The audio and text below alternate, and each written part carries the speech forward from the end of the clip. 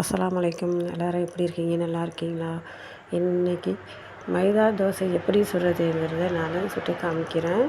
நான் ஒரு 1/4 கிலோ மைதா மாவு சலிச்சிட்டு ஒரு பவுலில் எடுத்துருக்கிறேன்.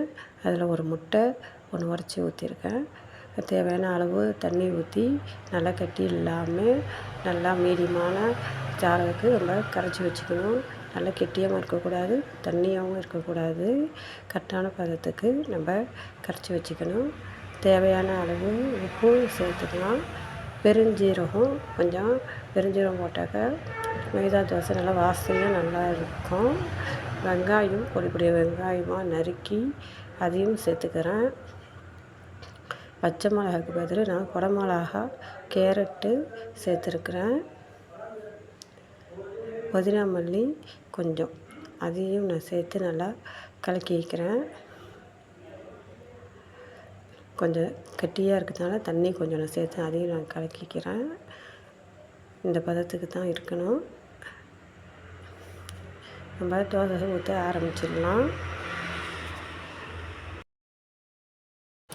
அடுப்பில் தோசைக்கல் வச்சுருக்கேன். சூடாக வந்துடுச்சு. இப்போ நம்ம தோசையை ஊற்ற ஆரம்பிச்சிக்கலாம். மெல்லிசாக ஊற்றணும்.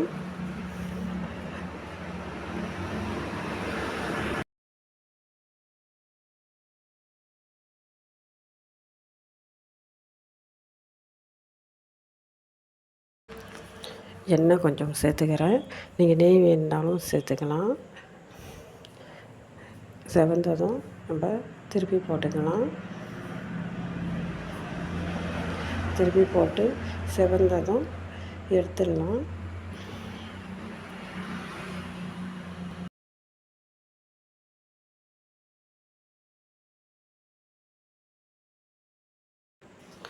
இன்னொரு தோசையை நான் ஊற்றி காமிக்கிறேன்.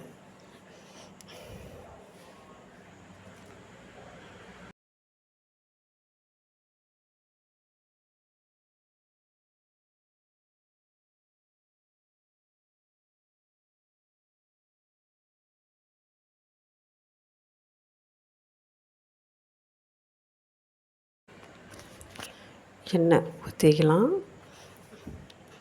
செவந்ததும் திருப்பிடலாம்.